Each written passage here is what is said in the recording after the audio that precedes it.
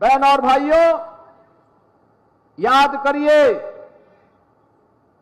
आज यहां पर यह मंच अनेक योजनाओं को लेकर के आया है। इसमें विकास भी है, यहां पे रोजगार की संभावनाओं को आगे बढ़ाने के कार्यक्रम भी है।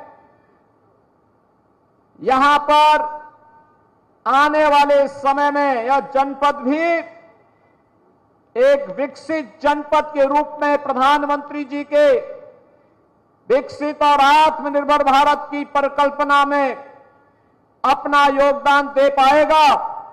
इन संभावनाओं को आगे बढ़ाने के लिए आज यहां पर यह मंच आपके बीच में यहां पर उपस्थित हुआ है। बहन और भाइयों, 10 वर्ष पहले मिर्जापुर जनपद की क्या स्थिति थी?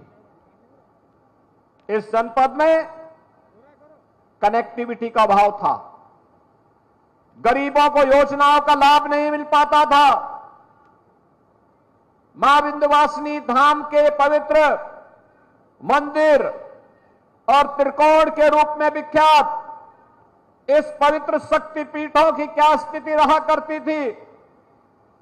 यहां की सड़कों के क्या हालात थे और किस प्रकार से यहां गुंडा राज और माफिया राज हावी था, यह किसी से छुपा हुआ नहीं है। बहन और भाइयों, आपने पिछले 10 वर्ष में बदलते हुए भारत को देखा है, बदलते हुए उत्तर प्रदेश को पिछले 7.5 वर्ष के अंदर देखा है, बदलते हुए मिर्जापुर को भी आपने महसूस किया होगा, इसका एहसास किया होगा। आज मैं भी गौरव की अनुभूति करता हूं, अब हमारा मिर्जापुर जनपद भी किसी के सामने हाथ नहीं फैलाएगा, क्योंकि मिर्जापुर के पास यहां की पहचान मां विंध्यवासिनी का पावन धाम आज भव्य और दिव्य रूप ले चुका है और पूरे देश और दुनिया के श्रद्धालुओं को अपनी ओर आकर्षित कर रहा है। आज आप देख रहे होंगे, कभी मां विंध्यवासिनी के धाम में आज से 5 वर्ष पहले जाते थे, क्या कंजेशन था, कितना संकरी गलियां थी, भय लगता था कि पता नहीं नवरात्रि के दौरान क्या होगा। लेकिन इस बार जब शारदीय नवरात्रि में जो 3 अक्टूबर से प्रारंभ होने जा रहा है, जब आप जाएंगे तो आपको एक भव्य और दिव्य धाम के दर्शन होते हुए दिखाई देंगे और आप भी महसूस करेंगे कि वाह, अगर यही काम पिछली सरकारें भी करती तो यह जन आस्था को सम्मान मिलता।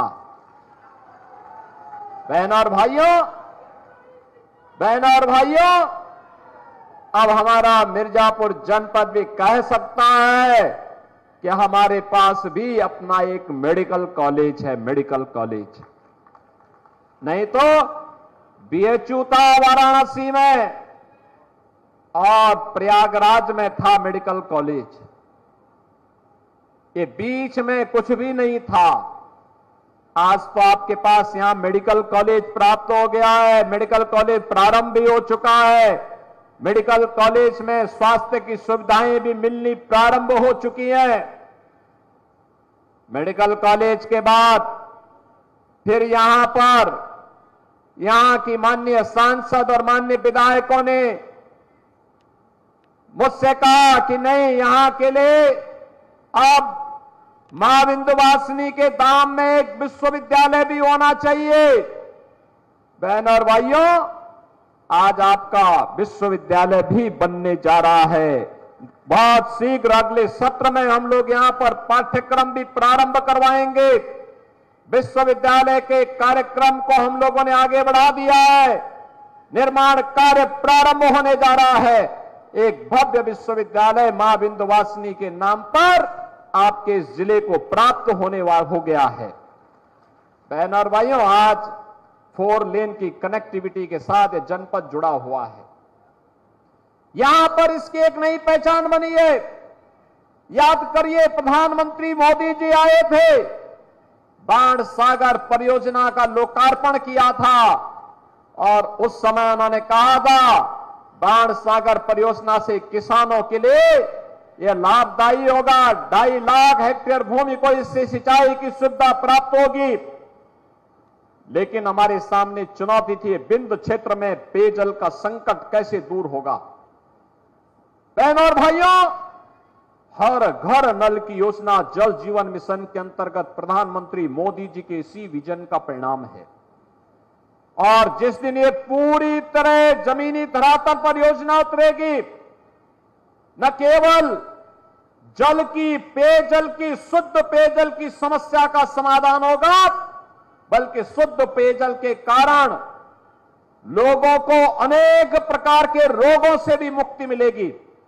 अभी तमाम जल जनित जो बीमारियां होती है, इन बीमारियों की रोकथाम के लिए हम दवा भले ही कराते हैं, लेकिन अगर प्राकृतिक पद्धति से आप देखेंगे तो वाटर थेरेपी उसका एक माध्यम बनेगा, शुद्ध पेयजल उसका एक माध्यम बनेगा।